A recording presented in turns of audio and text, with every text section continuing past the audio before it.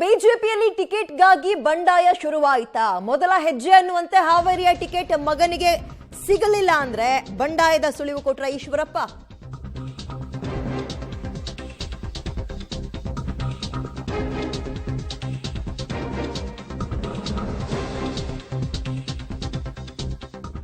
ಹಾವೇರಿಯಲ್ಲಿ ಪಕ್ಷೇತರ ಸ್ಪರ್ಧೆಗೆ ಒತ್ತಾಯ ಇದೆ ಅಂತ ಹೇಳೋದ್ರ ಮುಖಾಂತರ ಪಕ್ಷದ ಅಂಕು ಡೊಂಕು ಸರಿಯಾಗಬೇಕು. ಬಿಎಸ್ವೈ ಟಿಕೆಟ್ ಭರವಸೆ ಕೊಟ್ಟಿದ್ದಾರೆ. ಶುಕ್ರವಾರ ಬೆಂಬಲಿಗರ ಸಭೆಯಲ್ಲಿ ಉಳಿದಿದ್ದೆಲ್ಲವೂ ತೀರ್ಮಾನ ಮಾಡ್ತೀನಿ ಅಂತ ಹೇಳೋದ್ರ ಮುಖಾಂತರ ಹೈಕಮಾಂಡ್ ವಿರುದ್ಧ ರೆಬಲ್ ಆಗ್ತಾರ ಈಶ್ವರಪ್ಪ. ಹಾವೇರಿಯಲ್ಲಿ ಸದ್ಯ ಹಾಗೆ ನೋಡೋದಾದ್ರೆ ಶಿವಕುಮಾರ್ ಉದಾಸಿ ಅವರು ಮುಂದಿನ ಎಲೆಕ್ಷನ್ ನಿಂದ ನಿಲ್ತಾ ಇಲ್ಲ. ಹಾಗಾಗಿ ಎಲ್ಲೂ ಕೂಡ ರೇಸ್ ಕಾಂಪಿಟೇಷನ್ ಸಿಕ್ಕಾಪಟ್ಟೆ ಜೋರಾಗಿದೆ.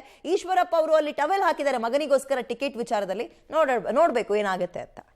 ಬೆಂಬಲಿಗರು ನಿಜಕ್ಕೂ ತುಂಬ ಒತ್ತಾಯ ಮಾಡ್ತಾ ಇದ್ದಾರೆ. ನಿಮ್ಗೆ ಅನ್ಯಾಯ ಆಗಿದೆ, ಹಾಗಾಗಿ ನೀವು ಇಂಡಿಪೆಂಡೆಂಟ್ ನಿಂತ್ಕೋಬೇಕು ಇದನ್ನು ಹೇಳ್ತಾ ಇದ್ದಾರೆ. ಇದರಾಗೆ ಅನುಮಾನ ಇಲ್ಲ. ಭಾಳ ಒತ್ತಾಯ ಮಾಡಿ ನಾಡಿದ್ದು ಶುಕ್ರವಾರ ಒಂದು ಸಭೆನೂ ಸೇರಿಸ್ತಾ ಇದ್ದಾರೆ ಬಣಜಾರ್ ಕಲ್ಯಾಣ ಮಂದಿರದಲ್ಲಿ ಸಂಜೆ 5 ಗಂಟೆಗೆ. ನಾನು ಹೋಗ್ತಾ ಇದ್ದೀನಿ ಅಲ್ಲಿಗೆ. ಎಲ್ಲರ ಅಭಿಪ್ರಾಯನೂ ಕೇಳ್ತೀನಿ. ಏನು ತೀರ್ಮಾನ ತಗೋಬೇಕು ತೀರ್ಮಾನ ನಮ್ಮ ಉಳಿದಂಥ ಹಿರಿಯರ ಜೊತೆಗೆ ಕೂತು ಚರ್ಚೆ ಮಾಡಿ ತೀರ್ಮಾನ ತಗೋತೀನಿ. ನಾನಂತೂ ಈ ನಿಮಿಷ ತನಕ ಯಾವ ತೀರ್ಮಾನನೂ ತೊಗೊಂಡಿಲ್ಲ. ಎಲ್ಲರ ಜೊತೆಗೆ ಕೂತು ಚರ್ಚೆ ಮಾಡಿ ಏನು ನಾನು ಸೂಕ್ತ ಕ್ರಮ ತಗೋಬೇಕು. ನಾನು MP ಆಗಬೇಕು ಅಂತ ಅಷ್ಟೇ ಉದ್ದೇಶ ಅಲ್ಲ. ಮತ್ತೆ ಹೇಳ್ತೀನಿ, ಅಕಸ್ಮಾತ್ ನಮ್ಮ ಪಕ್ಷದಲ್ಲಿ ಏನು ಅಂಕು ಡೊಂಕುಗಳಿದೆ ಅದನ್ನು ತಿದ್ದಬೇಕು. ಇದು ಇಡೀ ರಾಜ್ಯದಲ್ಲಿ ಚರ್ಚೆ ಆಗಬೇಕು. ಆ ಚರ್ಚೆ ಮುಖಾಂತರ ಬರುವಂಥ ದಿನಗಳಲ್ಲಿ ಒಳ್ಳೆ ಫಲಿತಾಂಶ. ಮೊನ್ನೆ ಚುನಾವಣೆ ಸೋತ್ವಿ.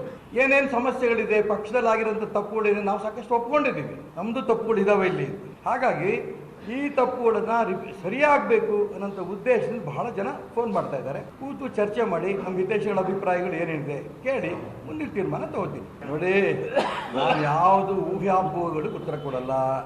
ನನ್ನ ಮನಸ್ಸಿಗೆ ಏನೇನು ಬಂದಿದೆ ನಿಮ್ಮ ಮುಂದೆ ಇವತ್ತಿಟ್ಟಿದ್ದೀನಿ. ಒಟ್ಟಾರೆ ರಾಜ್ಯದಲ್ಲಿ ಈ ಬಗ್ಗೆ ಚರ್ಚೆಗಳಾಗಬೇಕು. ನಮ್ಮ ಪಕ್ಷದಲ್ಲಿ ಇರೋ ದೋಷಗಳೇನಿದೆ ಅದ್ರ ಬಗ್ಗೆ ಸರಿ ಆಗಬೇಕು. ನಾನು ಹಾವೇರಿಗೆ ಹೋಗಿದ್ದಲ್ಲ, ಹೋಗಬೇಕು ಅಂತ ಆಸಕ್ತಿ ಇತ್ತು. ಕಳೆದ ವಿಧಾನಸಭಾ ಚುನಾವಣೆ ನಿಮಗೆ ಟಿಕೆಟ್ ಸಿಕ್ಕಿದ್ದಂಥ ಸಂದರ್ಭದಲ್ಲಿ ನನ್ನ ಮಗನಿಗೆ ಟಿಕೆಟ್ ಕೇಳಿದ್ದು ಹೌದು. ಆಗ ಅಮಿತ್ ಶಾ ಅವರು ಹೇಳಿದರು, ನಿಮ್ಮ ಸೊಸೆ ಕೊಡ್ತೀವಿ ಬೇಕಾದ್ರೆ ಅಂತ. ನಾನು ನಮ್ಮ ಮನೆಯಂಥ ಹೆಣ್ಮಕ್ಳಿಗೆ ದೇವಸ್ಥಾನಗಳು ಬಿಟ್ಟು ಹೊರಗಡೆ ಇನ್ಯಾವುದಕ್ಕೂ ಹೋಗೋ ಅಭ್ಯಾಸ ಇಲ್ಲ. ನಾವು ರಾಜಕಾರಣಕ್ಕೆ ಬಂದಿಲ್ಲ, ನನ್ನ ಸೊಸೆ ಬೇಡ ಅಂತ ನಾನು ಹೇಳಿದ್ದೆ. ಈ ಸಲದ ಲೋಕಸಭಾ ಚುನಾವಣಾ ಕಣದಲ್ಲಿ ಮಗನಿಗೆ ಟಿಕೆಟ್ ಸಿಗ್ಲಿಲ್ಲ ಅಂದ್ರೆ ಬಂಡಾಯ ಹೇಳ್ತಾರ ಈಶ್ವರಪ್ಪ, ಬಂಡಾಯದ ಸುಳಿವು ಕೊಟ್ರ ಈಶ್ವರಪ್ಪ ಅನ್ನುವ ಪ್ರಶ್ನೆ ಸದ್ಯಕ್ಕೆ ಕಾಡ್ತಾ ಇದೆ. ಹಾವೇರಿಯ ಟಿಕೆಟ್ಗಾಗಿ ಮಗನ ವಿಚಾರದಲ್ಲಿ ಕಣ್ಣು ಹಾಕಿದ್ರು. ನೇರವಾಗಿ ಈಗ ನಾವು ಶಿವಮೊಗ್ಗದ ಕಡೆ ಹೋಗೋಣ. ನಮ್ಮ ಪ್ರತಿನಿಧಿ ಶಶಿಧರ್ ಲೈವ್ ಜಾಯ್ನ್ ಆಗ್ತಿದ್ದಾರೆ. ಶಶಿಧರ್, ಇನ್ನೂ ಕೂಡ ರಾಜ್ಯದ 28 ಕ್ಷೇತ್ರಗಳಲ್ಲಿ ಯಾವುದೇ ಕ್ಷೇತ್ರಕ್ಕೂ ಟಿಕೆಟ್ ಅನೌನ್ಸ್ ಆಗಿಲ್ಲ. ಅದರ ನಡುವಲ್ಲ ಈಶ್ವರಪ್ಪ ಅವರು ಬಂಡಾಯದ ಸೂಚನೆ ಕೊಟ್ಟಂಗೆ ಕಾಣಿಸ್ತಾ ಇದೆ. ಒಂದ್ ವೇಳೆ ಮಗನಿಗೆ ಟಿಕೆಟ್ ಸಿಗ್ಲಿಲ್ಲ ಅಂದ್ರೆ ಡೀಟೇಲ್ಸ್ ಏನಿದೆ? ಖಂಡಿತವಾಗಿಯೂ ವಿದ್ಯಾ, ಏನು ಈಗಾಗಲೇ ಬಿಜೆಪಿಯ ಮೊದಲ ಪಟ್ಟಿ 125 ಸ್ಥಾನ ಬಿಡುಗಡೆಯಾಗಿದೆ. ಆದರೆ ರಾಜ್ಯದ ಯಾವೊಂದು ಲೋಕಸಭಾ ಕ್ಷೇತ್ರದ ಟಿಕೆಟ್ ಇದುವರೆಗೂ ಕೂಡ ಘೋಷಣೆ ಆಗಿಲ್ಲ. ಆದರೆ ಹಾವೇರಿ ಗದಗ ಲೋಕಸಭಾ ಕ್ಷೇತ್ರದಿಂದ ಈಶ್ವರಪ್ಪ ಅವರು ತಮ್ಮ ಪುತ್ರ ಕಾಂತೇಶ್ ಅವ್ರಿಗೆ ಟಿಕೆಟನ್ನು ಕೇಳಿದ್ರು.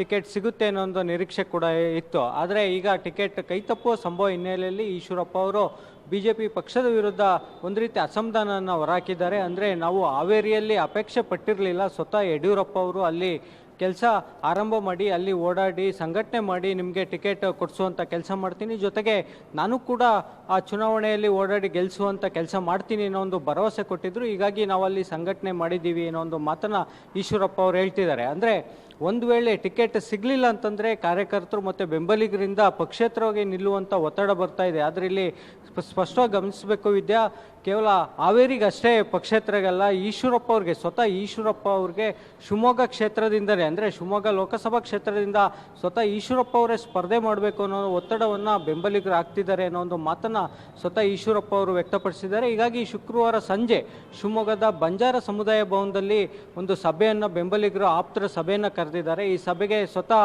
ನಾನು ಕೂಡ ಭಾಗವಹಿಸ್ತಿದ್ದೇನೆ. ಸಭೆಯಲ್ಲಿ ಬೆಂಬಲಿಗರು ಮತ್ತು ಆಪ್ತರು ಏನು ತೀರ್ಮಾನ ಕೈಗೊಳ್ತಾರೆ ಆ ತೀರ್ಮಾನಕ್ಕೆ ಬದ್ಧಾಗಿದ್ದೀನಿ ಅನ್ನೋ ಮಾತನ್ನು ಕೂಡ ಹೇಳಿದ್ದಾರೆ. ಅದು ಅಲ್ಲದೆ ಇದುವರೆಗೂ ಕೂಡ ಟಿಕೆಟ್ ಘೋಷಣೆ ಆಗಿಲ್ಲ, ಇನ್ನು ಟಿಕೆಟ್ ಸಿಗುತ್ತೆ ಅನ್ನೋ ನಿರೀಕ್ಷೆ ಇದೆ. ಈ ಬಗ್ಗೆ ವರಿಷ್ಠರು ಏನು ತೀರ್ಮಾನ ಕೈಗೊಳ್ತಾರೆ ಅದನ್ನು ಕೂಡ ಕಾದು ನೋಡ್ತೀನಿ ಅನ್ನೋ ಮಾತನ್ನ ಈಶ್ವರಪ್ಪ ಅವರು ತಿಳಿಸಿದ್ದಾರೆ. ವಿದ್ಯಾ, ವೆಲ್, ಥ್ಯಾಂಕ್ ಯು ತಮ್ಮ ಡೀಟೇಲ್ಸ್ಗೆ. ಓಕೆ, ಇದೀಗ ಈಶ್ವರಪ್ಪ ಅವರ ಮುಂದಿನ ನಡೆ ಏನಾಗಿರುತ್ತೆ, ಒಂದು ವೇಳೆ ಮಗನಿಗೆ ಟಿಕೆಟ್ ಅನೌನ್ಸ್ ಆಗ್ಲಿಲ್ಲ ಅಂದ್ರೆ ಅನ್ನುವಂತಹ ಕುತೂಹಲ ಅಂತೂ ಸದ್ಯ ಪ್ರಶ್ನಾರ್ಥಕ ಚಿಹ್ನೆಯಾಗಿ ಉಳ್ಕೊಂಡಿದೆ.